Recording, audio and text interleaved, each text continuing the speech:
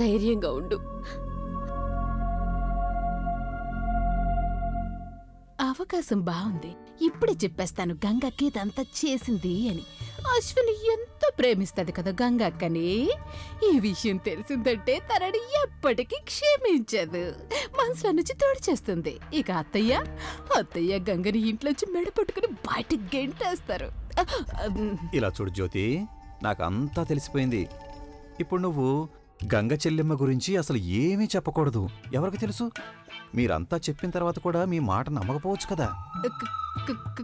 కానీ నేను అసలు ఏమీ చెప్పలేదు కదా. మీరెంత గట్టిగా ఆలోచిస్తే అది నాకు వినిపించేస్తుంది కదా.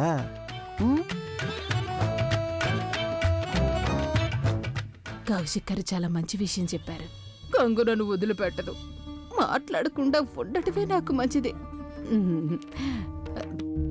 త్వరగా కోలుకో అశ్వినియా.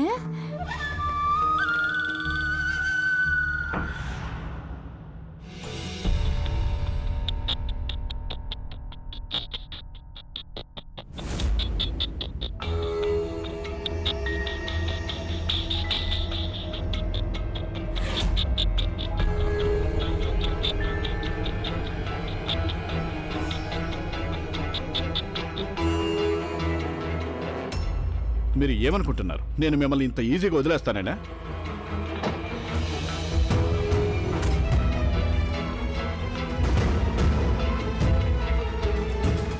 ఈ రోజు వరకు మీకు నచ్చినట్టు మీరు చేస్తొచ్చారు, కానీ ఈరోజు కుదరదు. ఇదంతా నేను ఎప్పుడో చేసేసి ఉండాల్సింది, కానీ చేయలేదు. పిచ్చివాణ్ణి కదా నేను. కానీ ఈరోజు నేనేం చేయబోతున్నానో దానిని మీరు జీవితాంతం గుర్తుపెట్టుకుంటారు గంగా.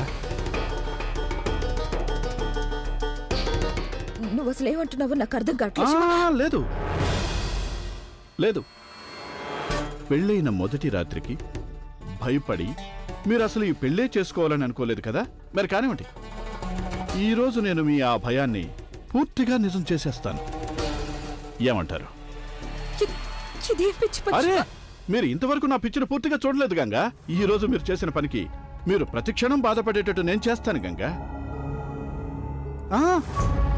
ఎక్కడికి పారిపోవడానికి ప్రయత్నించకండి, ఎందుకంటే ఈరోజు నేను కోరుకున్నవన్నీ జరగబోతున్నాయి కాబట్టి.